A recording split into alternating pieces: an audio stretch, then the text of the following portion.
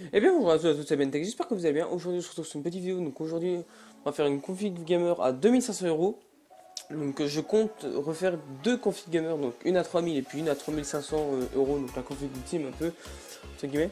Donc voilà, donc après ensuite j'attaquerai les toutes petites configs, donc des configs gamer qui sont vraiment pas chers, 300, 250 €, mais des trucs avec mais qui peuvent faire tourner Minecraft, les plein de petits jeux comme ça qui peuvent permettre de faire de la bureautique et puis pas laguer, et puis avoir un bon rapport qualité-prix quoi, parce que si vous achetez un ordinateur dans le commerce, franchement vous allez voir que vous allez très vite, ça va très vite bugger, ou vous l'avez payé hors de prix, puis en fait voilà quoi, il marche pas bien, voilà, bon bref. Donc voilà, je vais vous faire des configs à des prix, à des très très beaux prix, donc des prix minimes, donc voilà.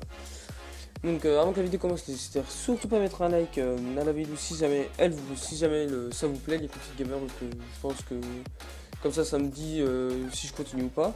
Et puis n'hésitez surtout pas à mettre une remarque ou une question ou un commentaire, j'y répondrai. Donc on va commencer tout de suite. Donc la config gamer à 2500 €. Donc pour le processeur, je suis parti chez Intel, donc un Intel Core i7 6800K, donc cadencé à 3,4 GHz. Donc c'est un processeur au socket 2011 V3.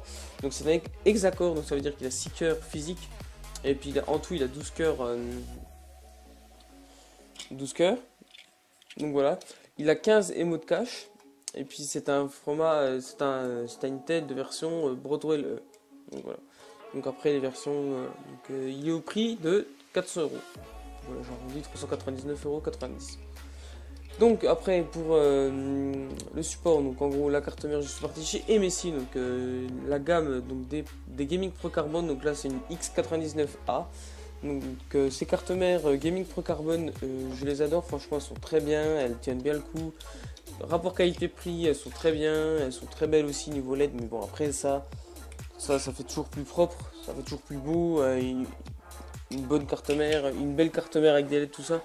Mais bon, après, si vous vous en foutez un peu, voilà. Mais bon, franchement, c'est une très bonne carte mère, donc je la conseille. Donc c'est une carte mère au format ATX, donc au socket 2011 V3. Donc c'est un chipset Intel X99, exactement pareil que pour notre processeur, c'est pour ça que je les ai mis ensemble. Sur la carte mère, il y a de l'USB 3.1, donc du SATA 6 Gb par seconde, du SATA Express, donc ce qui est bien aussi.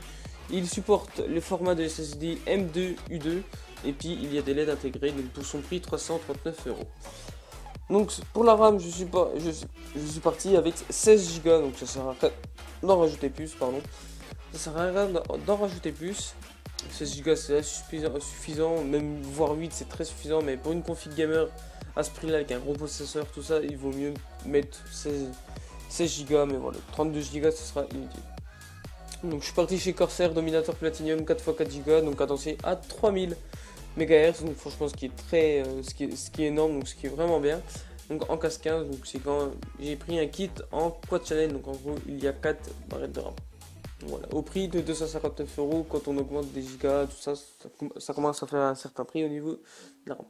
Donc, au niveau du refroidissement, comme je dis à chaque fois, pour un i7, toujours prendre un water cooling. Donc là, Corsair H110i V2 Hydro série. Donc, water cooling Corsair, ils sont vraiment au top, donc ils supportent tous les sockets. 129 € pour son prix. La carte graphique, j'ai pris du lourd, je suis parti chez Messi, donc une GeForce GTX 1080 Gaming X, donc avec 8 Go de DDR5.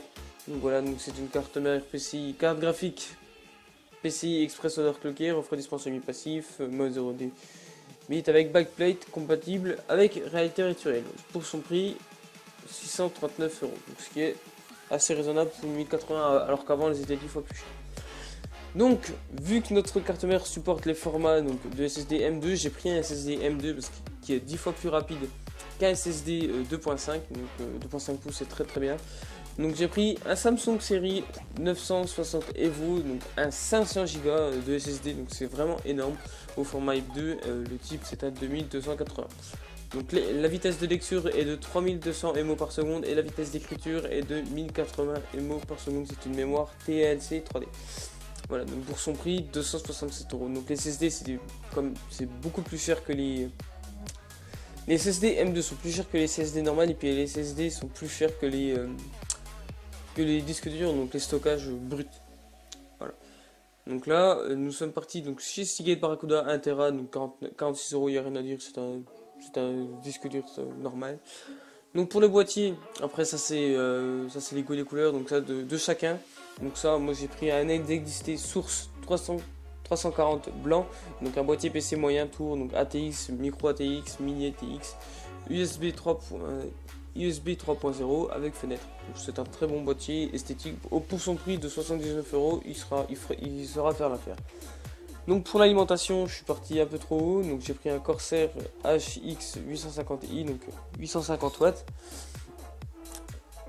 Donc une alimentation PC certifiée 80 plus Platinum modulaire semi-passive. Donc compatibilité ETA C6 et C7. Donc pour son prix de 194 euros. Donc, voilà. Donc pour ces configs, donc les configs à ce prix là, il n'y a pas grand chose à améliorer. Donc je vous ai fourni donc, le système d'exploitation parce que je sais que dans les anciennes configs je ne l'ai pas fourni, mais c'était pour rentrer dans le budget. Donc ça c'est normal, à chaque config gamer que vous avez trouvé sur internet il n'y aura pas le système d'exploitation parce qu'après ça augmente toujours le prix qui est de 149 euros. Donc là j'ai pris version clé USB parce que le boîtier ne supporte pas les graveurs. Donc du coup voilà. Mais si vous voulez prendre un graveur, le DVD est quand même un petit peu plus cher, donc 129 euros vous voyez pour le famille. Donc là clé USB 149 c'est toujours un peu plus cher. Pour un petit bout d'aluminium avec un bouchon bleu, j'ai rien à dire, c'est un système d'exploitation, c'est normal, c'est Windows. Donc voilà, donc j'en ai fini pour cette config gamer, donc j'espère que ça vous aura plu, donc n'hésitez pas à lâcher un gros pouce bleu en bas de la vidéo, ça me ferait super plaisir. Et comme j'ai dit en début de vidéo, les remarques, des questions, n'hésitez pas, l'espace des commentaires est fait pour ça.